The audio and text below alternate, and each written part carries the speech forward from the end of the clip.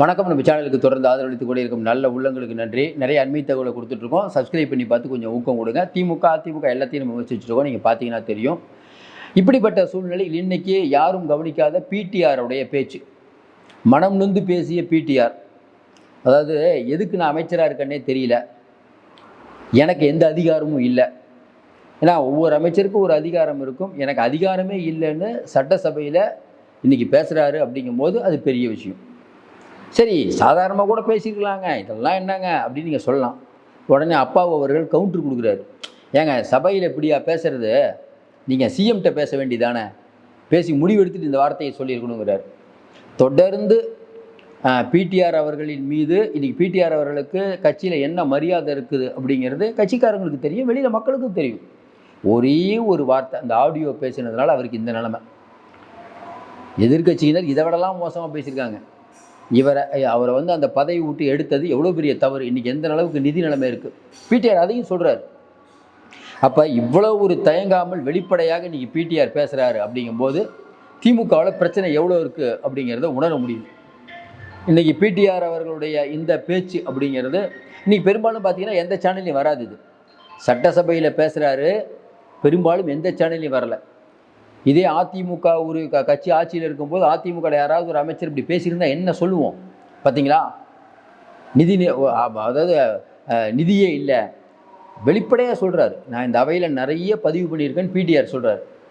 அப்போ பிடிஆர் இந்த அளவுக்கு மனம் நொந்து பேச வேண்டிய அவசியம் என்ன? பின்னால் இருக்கக்கூடிய அரசியல் என்ன? அதை பற்றி பேசுவோம். ஏன்னா மறுபடியும் நம்ம சொல்கிறோங்க, நம்மளோ மற்றவங்களோ சொன்னால் உடனே உடன்பிறப்புகள் கோவப்படுறீங்களே. பிடிஆர் சொன்னார், என்ன அதுக்கு பதில்? ரொம்ப தெளிவாக கேட்குறோம். அதிமுக பிஜேபி விமர்சிக்கணும், அது ரைட்டு. பிஜேபி ஒரு மோசமான கட்சி, அதுலேயும் மாற்று கருத்து இல்லை. நீங்கள் யார்? நம்ம தொடர்ந்து சொல்லிட்டு இருக்கோம். 2026 இப்போ இருக்கக்கூடிய அரசில் எந்த அரசு வந்தாலும் மக்களுக்கு பாதிப்பு தான். ஃபண்டே இல்லை, ஃபண்டு இல்லாமல் எப்படி நீங்கள் செலவு பண்ணுவீங்க? இதை தொடர்ந்து நம்ம கேட்டுட்ருக்கோம். இப்போ இன்றைக்கி நடந்த விஷயம் அதுதான். இது எங்கே போய் முடிய போகுது? இன்றைக்கி நடந்த விஷயம் என்ன? இது ஒரு பக்கம் போயிட்டு இருக்கும்போது எடப்பாடி பழனிசாமி முரசொலியில் கலைஞர் என்ன எழுதினார் பிஜேபியை பற்றி, முரசொலி மாறன் நாடாளுமன்றத்தில் என்ன பேசினார் பிஜேபியை பற்றி, அதுக்கப்புறம் பார்த்தீங்கன்னா கலைஞர் அவர்கள் கூட்டணி வைக்கும்போது என்ன பேசினார்? ஊழலை விட மதவாதம் ஒன்றும் பெரிதல்ல, கலைஞர் வார்த்தை. நம்ம தொடர்ந்து சொல்லிகிட்டு இருக்கோம். இந்த திமுக அதிமுகவை திட்டுவாங்க, அதிமுக திமுகவை திட்டுவாங்க. மக்கள் ஒரு என்டர்டெயின்மெண்ட்டாக பார்த்துட்ருப்பாங்க. ஆனால் இவங்க ரெண்டு பேரையும் மீறி ஒருத்தர் வரக்கூடாது. வந்தால் நம்ம ஓட்டு போட மாட்டோம். ஏன்? அவர் வேலைக்கு ஆகாதவர், அவருக்கு அவெல்லாம் அரசியலும் தெரியாதுங்க. சீமான் அதெல்லாம் ஒன்றும் தெரியாதுங்க. விஜய் அவருக்கும் ஒன்றும் அரசியல் தெரியாதுங்க. தமிழ்நாட்டில் ரெண்டே கட்சிங்க. நாங்களாம் காலங்காலமாக திமுக ஓட்டு போடுவோம், இல்லை அதிமுக ஓட்டு போடுவோம். இது எப்படிங்க சரியான வாதமாக இருக்கும்? ஒவ்வொரு தேர்தலையும் மாற்றம் இருக்கணும்ல. அது எப்படி ஒரே ஆள் நல்லதே பண்ணிகிட்டு இருப்பார்? இந்தியாவில் ஏதாவது சொல்லுங்கள், முதல்ல நல்லது பண்ணுற கட்சியை சொல்லுங்கள். இது இன்னொன்றுங்க, எப்பயுமே என்ன சொன்னாலும் சில பேர் ஸ்டாலின் தான் வரணும்னு நினைப்பாங்க. அதுக்கு 1000 காரணம் இருக்கும். எடப்பாடி தான் வரணும்பாங்க. ரெட்டலைக்கு வாழ்க்கை ஃபுல்லாக ரெட்டலைக்கு தான் ஓட்டு போட்டான். இது ஒரு சாதனையா? யோசனை பாரு. அதனால தான் தமிழ்நாடு வேதனையாக இருக்குது. அது பிஜேபியோட கூட்டணி போனாலும் நான் ஓட்டு போடுவாங்கிறது எந்த விதத்தில் சரி நமக்கு தெரில. திடீர்னு பார்த்தா எடப்பாடி பழனிசாமி இந்த மாதிரி ஒரு விஷயத்தை சொல்கிறார். அப்படிங்கும்போது ஸ்டாலின் அவர்கள் பேசுகிறாரு, எடப்பாடியும் பேசுகிறார். 3 மாதத்துக்கு முன்னாடி என்ன சொன்னீங்க? இப்போ என்ன பண்ணிட்டு இருக்கீங்க? ஸ்ட்ரெயிட்டாக விவாதிக்க தயாரா? நீட்டை கொண்டு வந்தது யார்? நமக்கே புரியல. நீட் அதே வந்துருச்சா? யார் தான்ப்பா கொண்டு வந்தீங்க? காங்கிரஸ் நான் இல்லைங்கிறாங்க, பிஜேபி நாங்கள் இல்லைங்கிறாங்க, அதிமுக நாங்கள் ஆதரிக்கவே இல்லைங்கிற, திமுகவும் ஆதரிக்கல. வேறு யார் தாங்க? இப்போ எனக்கு நம்ம ஒன்றும் புரியல, யார் தான் கொண்டு வந்தது? இது இப்போ இன்றைக்கி சட்டசபையை தாண்டி இன்றைக்கி பெரிய விவாதமாகி கொண்டிருக்கிறது. அதிமுக இது திமுக சண்டை. நீ ஏன் கூட்டணி வச்ச? நீ உன்னை பற்றி எனக்கு தெரியும், உன்னை பற்றி எனக்கு தெரியுமா? அதான் ஏற்கனவே நம்ம சொல்லுவோம், தெரு சண்டை மாதிரி சண்டை போட்டுட்ருப்பாங்க. பழைய புள்ளி விவரங்கள்லாம் நான் ஐயா எடப்பாடி பழனிசாமி எடுத்துகிட்டு வந்துட்டார் பாருங்கள். முரசொலி மாறன் என்ன பேசியிருக்காரு, நாடாளுமன்றத்தில் பேசுகிறாரு. அதாவது இன்றைக்கி காங்கிரஸுங்கிறது ஒரு பாசிச ஆட்சி. எங்களெல்லாம் எமர்ஜென்சியில் போட்டாங்க, நாங்கள் உள்ளே போய் ஃப்ரெண்ட் ஆகிட்டோம். யார்கிட்டையும் ஆனீங்க ஃப்ரெண்டு? ஜனசங்கம் பிஜேபி கூட கம்யூனிஸ்ட் நாங்கள்லாம் சேர்ந்து காங்கிரஸ் அகற்ற போகிறோம். அதுக்கு பிறகு ஸ்டாலின் அவர்கள் பேசுனது, இனிமேல் எக்காலத்தையும் பிஜேபியோட காங்கிரஸோட கூட்டணி வைக்க மாட்டேன்னு ஸ்டாலினே பேசியிருக்காரு. இப்படி போட்டால் நிறையா பேசலாம் சார். நீங்கள் கேட்கலாம், இதெல்லாம் பேசினாங்க. செந்தில் பாலாஜியும் மோசமானவர்னு ஸ்டாலின் சொன்னார், கட்சியில் சேர்க்கல. இதெல்லாம் அரசியலில் சகஜமாப்பா. மக்கள் இதெல்லாம் பெருசாக எடுத்துக்கிறது இல்லைங்க. ஆமாங்க, இவர் அவரை திட்டுவார், அவர் திட்டுவார். எங்களுக்கு ஒரு ஹாபி குடைக்கணும் இல்லை சார். அதனால நாங்கள்லாம் வேடிக்கை பார்த்துட்டு இருக்கோம் சார்.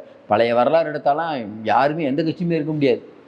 ஆனால் பேசிகிட்டு இருக்காங்க. இது ஒரு நம்ம பார்ட் டைமாக நம்ம, ஏன்னா இவங்க அவங்கள திட்டுறது கரெக்டு, அவங்க இவங்களை திட்டுறது கரெக்டு. நம்ம பார்ட் டைமாக அதெல்லாம் பார்த்துட்ருக்கோம். இன்றைக்கி சட்டசபையில் நடந்தது என்ன? தொடர்ந்து நம்ம சொல்கிறாங்க ஒரு அறிவுபூர்வமான சமுதாயம் அப்படின்னா, இப்போ நானே பேசுகிறேன் அப்படின்னா திமுகவுக்கு மட்டுமே ஆதரவாக பேசிகிட்டு இருந்தால் அது எப்படி சரியாக இருக்க முடியும்? அதிமுகவுக்கு மட்டுமே ஆதரவாக இருந்தால் எப்படி சரியாக இருக்க முடியும்? இல்லை விஜய் பற்றியே ஆதரித்து நான் பேசிகிட்டு இருந்தால் எப்படி சரியாக இருக்க முடியும்? அமித்ஷா அவர்கள் அன்னைக்கு வந்து அம்பேத்கர் அவர்களை பற்றி தப்பாக பேசும்போது விஜய் பெரிய அளவில் கண்டனம் தெரிவித்திருக்க வேண்டும் நம்ம தான் சொன்னோம். தந்தை பெரியாரை பற்றி சொல்லும்போது ஒரு ட்வீட்டாவது போட்டிருக்கலாம் நம்ம தான் சொன்னோம். அதையும் கேட்குறோம். இந்த பக்கம் இருக்க தவறையும் கேட்குறோம். இவங்க 2 பேரும் ஆண்ட கட்சி, ஆட்சிக்கு வர துடிக்கக்கூடிய கட்சி, அவங்களே சொல்கிறாங்க அடுத்து நாங்கள் தான் ஆட்சிக்கும் போது அவங்கள இன்னும் அதிகமாக பேச வேண்டிய நிலைமை வருது. எப்படி பேசாமல் இருக்க முடியும்? இன்றைக்கி சட்டசபையில் பிடிஆர் பேசுனது எப்படி விவாதிக்காமல் இருக்க முடியும்? கூடலூர் தொகுதியில் இருக்கக்கூடிய உறுப்பினர் கேட்குறாரு, எங்கள் ஏரியாவில் ஒரு ஐடி பார்க் வருமா? இதுதான் கேள்வி. பிடிஆர் என்ன சொல்லியிருக்கலாம்? இல்லைங்க, இந்த ஐடி பார்க் அமைக்கிறது எங்கள் கண்ட்ரோலில் இல்லை. கரெக்டுங்களா? அதோடு நிறுத்திக்கலாம், உட்காந்துருக்கணும். அப்படி தானே எல்லாம் பண்ணுவாங்க. இன்னொன்று நீங்கள் கேட்கலாம், ஏங்க ஒரு உறுப்பினர் இவர் இந்த டிபார்ட்மெண்ட்டில் இது பண்ண முடியுமான்னு தெரியாமல் ஏன் கேள்வி கேட்குறாருன்னு கேட்கலாம். அது சூப்பர் பாயிண்ட். இப்போ துரைமுருகன்கிட்ட பார்த்து நம்ம துரைமுருகன்கிட்ட வந்து நீர்ப்பாசனத்துறை சம்மந்தமாக கேள்வி கேட்டால் ஒரு நியாயம். நீங்கள் வந்து நிதி அமைச்சர்கிட்ட கேட்க வேண்டிய கேள்வி, எங்களுக்கு இது நிதி கிடைக்குமா அப்படின்ட்டு நீர்ப்பாசனத்துறை அமைச்சர் கேட்டால் என்ன சொல்லுவார்? எனக்கு இந்த டிபார்ட்மெண்ட் இல்லை. ஓ, அப்போ டிபார்ட்மெண்ட்டே தெரியாமல் தான் எம்எல்ஏ கேள்வி கேட்குறாரா? ஒன்று வருமா வராதா? இதை நம்ம சொல்லக்கூடாது. திராவிட மாடலாம் குறை சொல்லக்கூடாது. எப்படிங்க அது? அதிமுகவை திட்டும் போது திமுக விமர்சிக்கணும் இல்லை? இது சரியாக தப்பா நீங்களே சொல்லுங்கள். நல்லா ஞாபகம் இருக்குது எனக்கு. சைதை கிட்டு அவர்கள் கலைஞர் அவர்கள் இருக்கும்போது பெரிய பவர்ஃபுல்லாக இருந்தார். சைதாப்பேட்டை மாவட்ட செயலாளர், எம்எல்ஏ. அங்கே நல்லா மரியாதை உள்ளவர். அவரை பற்றி 1000 விமர்சித்தாலும் அவர் நல்லா ஜெயிப்பார், மக்களுக்கு ஓரளவுக்கு பண்ணுவார். அப்படிப்பட்டவர். ஆனால் பெருசாக அந்த அரசியல் இந்த மாதிரி மேடை பேச்செல்லாம் பேச மாட்டார். அவர் மேடை, ஏன்னா அப்போ ரொம்ப முக்கியமானது. சைதை கிட்டு செயலில் சிட்டுன்னு திமுக தலைவர் கலைஞரால் சொன்னார். ஏன்னா ஒரு மேட்டரை கொடுத்தா பண்ணி கொடுத்துருக்கேன். செந்தில் பாலாஜி மாதிரி அப்போ சென்னையே அவர் கண்ட்ரோல் தான். அப்படிப்பட்ட சூழ்நிலையில் சைதை கிட்டு ஒரு மேடையில் பேசும்போது அறநிலைத்துறை அமைச்சர் அன்பழகன் அவர்களே, பொதுப்பணித்துறை அமைச்சர் அப்படின்னு சொல்லிட்டு எல்லாம் தப்பு. அறநிலைத்துறை அமைச்சர் அன்பழகன் இல்லை. எந்த அமைச்சர் அன்பழகன்னா, அன்பழகன் வந்து கல்வித்துறை அமைச்சர். இவர் தெரியாமல் சொல்கிறார். கலைஞர் அவர்கள் எந்திரிச்சு நின்று, கிட்டு என் மேலே ரொம்ப அன்பாக இருப்பார். கிட்டு அவர்களே, நீங்கள் வந்து இலாக்கா மாற்றாதீங்க, ஏன்னா எனக்கு அந்த சிரமத்தை கொடுக்காதுன்னு நினைக்கிறீங்க. அதாவது கிட்டு அவர்கள் சொன்ன தப்பை கூட எனக்கு வந்து கிட்டு வந்து சிரமத்தை வைக்கக்கூடாதுங்கிறதுக்காக டிபார்ட்மெண்ட் அவரே மாற்றுறாரு, வேணாம் கிட்டு நானே மாற்றிக்கிறேன், அப்படி கொண்டு போகிற வல்லமை உண்டு. இப்போ பிஜேபியோட அதிமுக கூட்டணி போயிடுச்சு அப்படிங்கும்போது இதே கலைஞராக இருந்தால் அதை வேறு மாதிரி கொண்டு போயிருப்பார். இன்னொன்று, இப்போ பிடிஆர் விஷயத்தை வேறு மாதிரி கையாண்டு இருப்பார். நம்ம ஏற்கனவே சொல்லிட்டோம், பிடிஆர் அவர்களை இந்த நிதியமைச்சர் பதவியிலிருந்து மாற்றியது வரலாற்று பிழை. சார், யாரை எந்த இடத்துல வைக்கணுங்கிறது ஸ்டாலின் அவர்கள் முதல்ல நல்லா தான் பண்ணார். இப்போ அதிகாரிகள் ஆட்சி நடக்குது.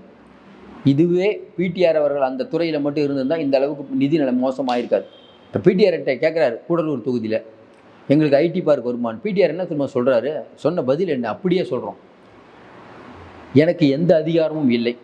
மற்ற ஸ்டேட்டில் இருக்கிற மாதிரி இந்த துறைக்கு ஐடி பார்க் நிறையா பார்க்கெலாம் எங்கள் கண்ட்ரோலில் இல்லை. இப்போ டைட்டில் பார்க்கெலாம் எங்கள் கண்ட்ரோலில் இல்லை. இன்னொன்று, எங்களுக்கு நிதியும் கம்மியாக கொடுக்குறாங்க. நிதியும் திறனும் எங்கே இருக்கோ அங்கே போய் கேளுங்கிறார். இதை நான் பல தடவை சொல்லியிருக்கேன், இந்த நிதி பற்றாக்குறை இருக்குதுன்னு பல தடவை சொல்லியிருக்கேன்னு சட்டசபையில் பதிவு வைக்கிறார். உடனே அப்பாவுக்கு சொல்கிறார், ஏங்க இதை வந்து முதலமைச்சர்கிட்ட கேட்டு நீங்கள் பேசிட்டு அதுக்கப்புறம் வந்து பேசணும், இப்படி பாசிட்டிவாக பேசாமல் நெகட்டிவாக நீங்கள் பேசாதீங்கன்னு அப்பாவுக்கு சொல்கிறார். அப்பாவால் முடியல. உண்மையிலே சொல்கிறேன், நீங்கள் விவரமாக இருந்தால் அதிமுக என்ன கேட்டிருக்கணும்? சார், பிடிஆர் சொல்கிறது சரிதானே, நாங்களும் இதானே சொல்கிறோம், நிதி இல்லாமல் இந்த அரசு தடுமாறுது. அமைச்சரே சொல்லிட்டார், பெரிய லெவலில் பேசியிருக்கலாமே. இன்றைக்கி ஏன் அதிமுக அமைதி காக்குது? சார், அல்வா மாதிரி மேட்டர் எடுத்து தராரு சார் பிடிஆர். இந்த அரசு நிதி நிலைமை நாங்கள் கேட்குற நிதி கொடுக்கல அப்படின்னு கேட்குறாரு. இங்கே மட்டும் இல்லைங்க, பல அமைச்சர்கள் இந்த அளவுக்கு பிரச்சனை தான் ஆகுது. ஏன்? நம்ம ஏற்கனவே சொன்ன மாதிரி நிதி இல்லை. ஏற்கனவே 8 லட்சம் கோடி கடன் வாங்கியாச்சு. போன இந்த பொங்கலுக்கு கூட இந்த காசு கொடுக்காதுக்கு இதான் காரணம். அடுத்த பொங்கலுக்கு கொடுப்பாங்க, எலெக்ஷன் வருது. இந்த தடவை கொடுக்காது காரணமாக இருக்குது. அதாவது பிடிஆர் அவர்களை நீங்கள் வந்து அதிகாரம் இல்லாத ஒரு அமைச்சராக வச்சுருக்கீங்கிறது எவ்வளோ பெரிய விஷயம். அதை பற்றி நீங்கள் கவலைப்பட மாட்டீங்க. ஒரே ஒரு ஆடியோ இந்த ரேஞ்சுக்கு வந்திருக்காரு. பிடிஆர் அவர்கள் மட்டும் அந்த நிதியமைச்சர் பொறுப்பில் இருந்தால் இந்த அளவுக்கு நீங்கள் மோசமாக போயிருப்பீங்களா? சார் திமுக பற்றி எவ்வளோ பேர் கேவலமாக திட்டுறாங்க சார். மறப்போம் மன்னிப்போம் ஒன்றும் இல்லை, நம்ம கருவின் குற்றம்னு நாஞ்சில் மனோகரன் வந்து கலைஞர் அவர்களை பற்றிய ஒரு விஷயம் சொல்கிறாரு. அதற்கு பிறகு அவரை கட்சியில் சேர்த்தார் சார் கலைஞர். அதான் கலைஞர். வெளியில் ஊரில் இருக்கவங்களாம் நம்மளை பற்றி 1000 திட்டுறாரு, அதெல்லாம் கவலைப்பட்டால் முடியுமா? மாற்றாந்தோட்டத்து மல்லிகைக்கு மனம் உண்டுன்னவர் சார் அறிஞர் அண்ணா.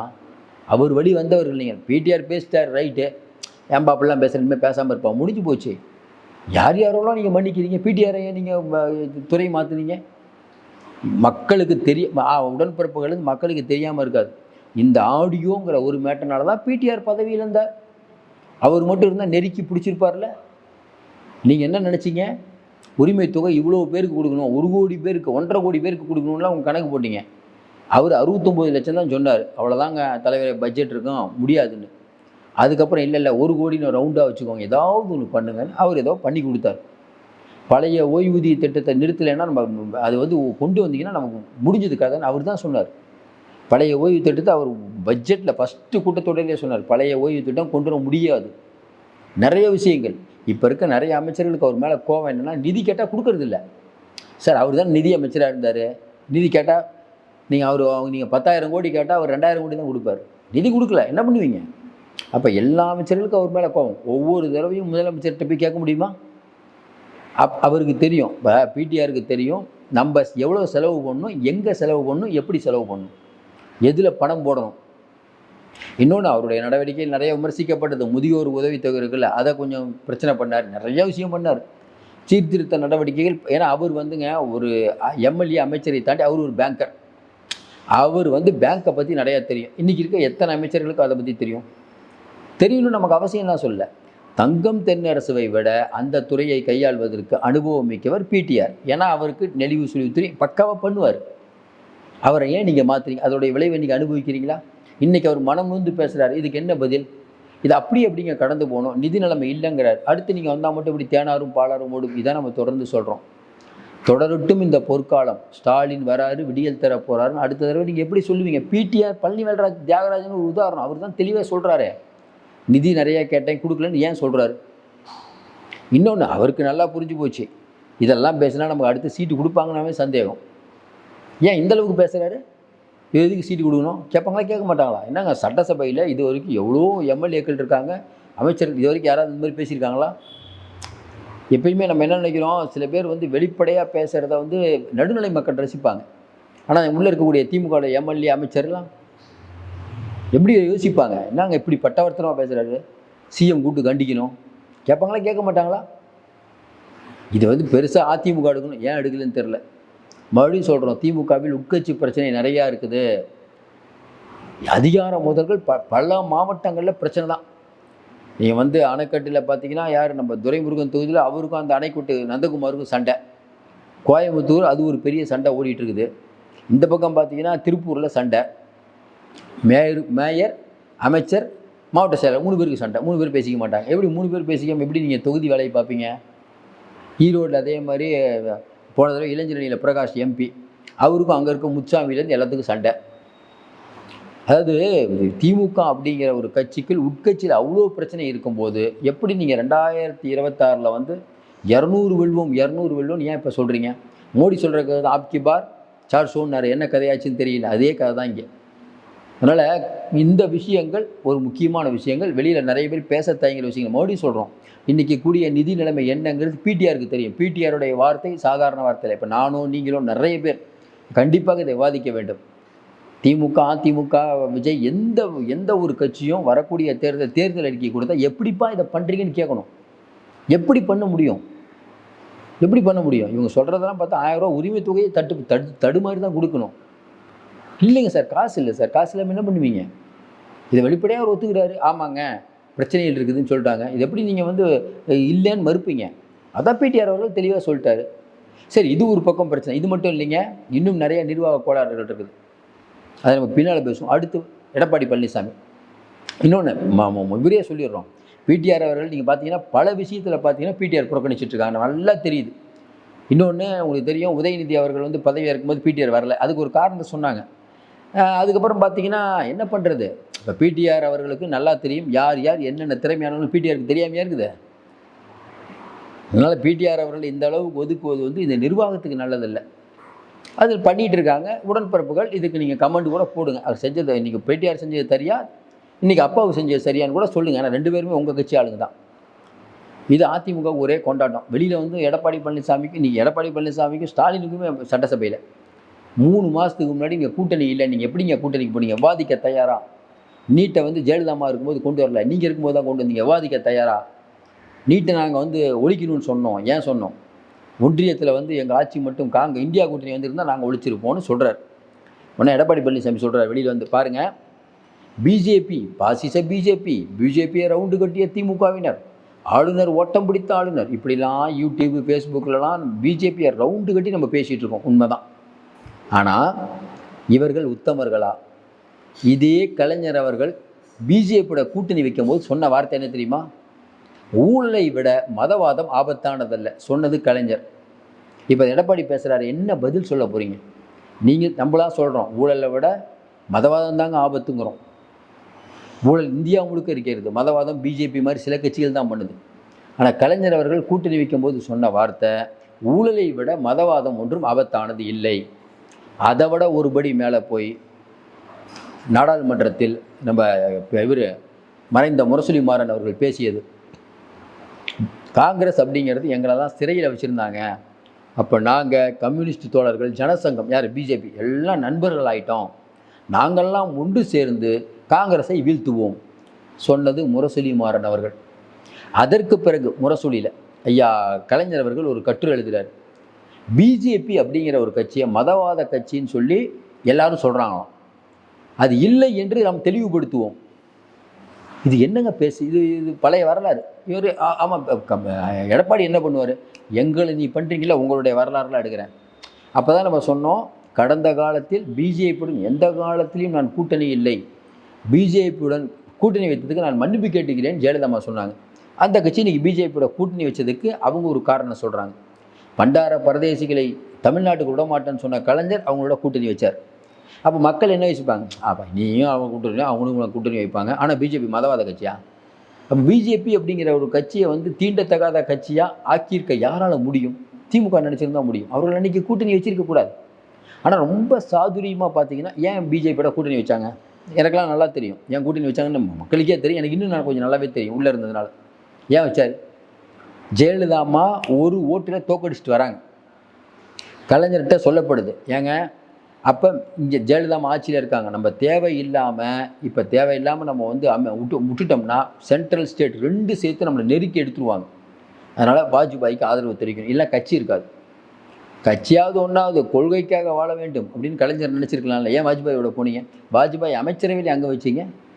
நீங்கள் சொன்ன பண்டார பரதேசிகளின் கூடாரத்தில் நீங்களும் ஒரு அங்கமானீர்கள். திமுகவில் பேச முடியுதா?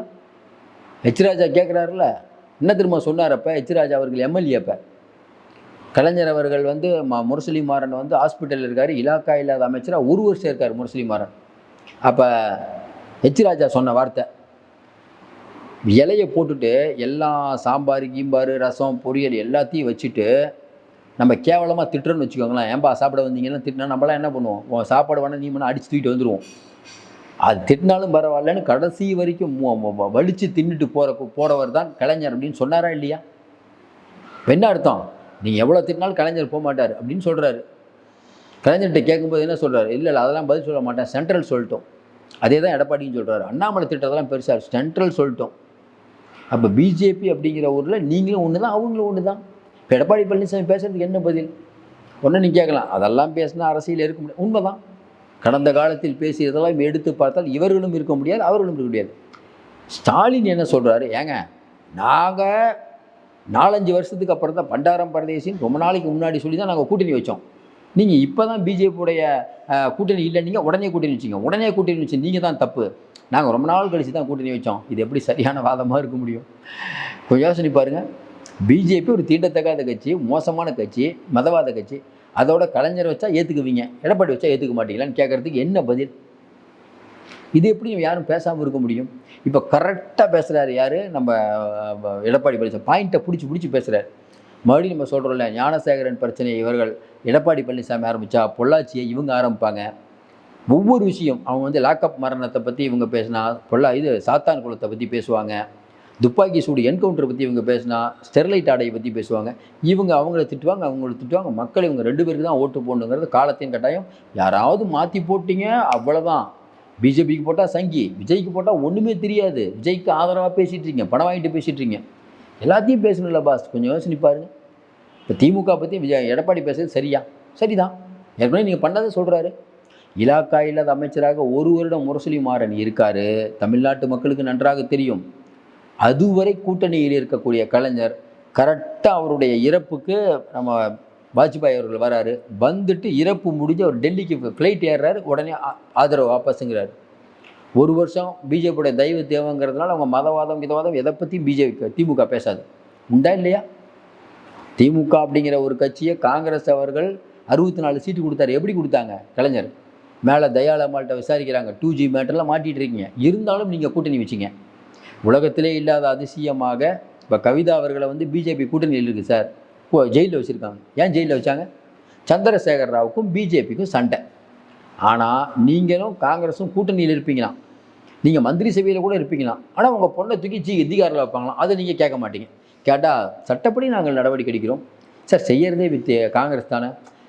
பதவி வேணும்ல, அம்மா அந்த என் பொண்ணை வெளியில் எடுக்கிறதுக்கு பதவி வேணும்ல, பதவி இருக்கணும். அப்போ நீங்கள்லாம் எப்படி பேசுவீங்க? கடந்த காலத்துடைய வரலாறுலாம் எடுத்தோம்னா 2 பேரும் பேசிகிட்டு இருக்காங்க, நம்மளும் வேடிக்கை பார்க்க வேண்டியதான். சரிப்பா 2 பேரும் திட்டிக்காங்கப்பான்னு. மோடி சொல்கிறோம். பிடிஆர் அவர்கள் இன்றைய பேச்சு அப்படிங்கிறது கவனமான பேச்சு, முக்கியத்துவம் வாய்ந்த பேச்சு. பிடிஆர் உண்மையை சொல்லிவிட்டார்.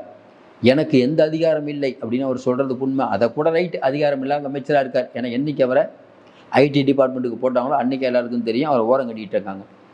அமைச்சரவை கூட்டத்தெல்லாம் பெருசாக பேசுகிறதே இல்லை. அதாவதுங்க, ஒரு நல்ல திறமையானவர்கள் அவங்களுக்கு கோவம்லாம் இருக்கும், அரசியல் பரிசில் அவங்களாம் வச்சுக்கணும் கூட. அதை விட்டுட்டு அவங்க என்னை திட்டாங்க, எதிர்கட்சின்னு உங்களை திட்டா. இன்னொன்று, நிறைய அமைச்சர்கள் உள்ளுக்குள்ளே இருக்குது, வெளியில் சொல்ல மாட்டுறாங்க. அந்த ஆடியோ பிடிஆருக்கு வந்துருச்சு, வராமல் எவ்வளோ பேர் ஆடியோ இருக்குது.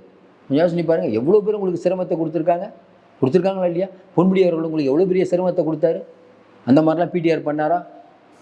யோசனை பாருங்கள். இன்றைக்கி அந்த ஞானசேகரன் விஷயத்தில் மாசு அவர்கள் வீட்டில் போய் சாப்பிட்டதா எவ்வளோ பெரிய அவமானம். அந்த மாதிரிலாம் நெருக்கடி கொடுத்தாரா பிடிஆர்? அப்படிப்பட்ட சூழ்நிலை அவரை வந்து அந்த துறைக்கு மாற்றி அடித்தது வரலாற்று பிழை. அதை ஓப்பனாக இன்றைக்கி சட்டசபையில் சொன்னார் பாருங்கள். அதுதான் இருக்கிற ட்விஸ்ட்டு. ஆமாம், எங்களுக்கு வந்து நிதி இல்லாமல் தடுமாறிட்டு இருக்குது. இதுக்கு உடன்பிறப்புகள் என்ன பதில் சொல்கிறாங்கன்னு கமெண்டில் கூட சொல்லலாம். இன்றைக்கி பிடிஆர் சொன்னதுக்கு என்ன பதில்?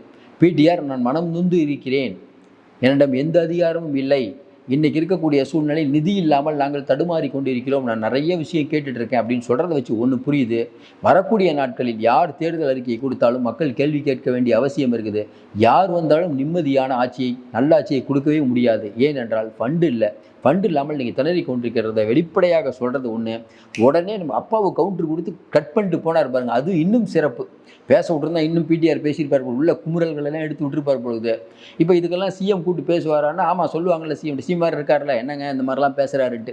விடுப்பாயின்னு ஒரு வருஷம் தானே, கூட்டத்தொடர் முடியுது, விட்டுருங்க, பார்த்துக்கலாம், அடுத்து நம்ம எம்எல்ஏ சீட் கொடுக்கலாமா நம்மன்னு யோசிக்கலாம். இந்த திமுக உண்மையிலேயே அருமையான கட்சி, இல்லை விவரமான கட்சினா பிடிஆருக்கு அடுத்து எம்எல்ஏ சீட் கொடுக்கணும், அவரை நல்ல உயரத்துக்கு கொண்டு போகணும். இல்லாவிட்டால் நிதி நிலைமையில் தடுமாறுவதை யாராலும் தடுக்க முடியாது.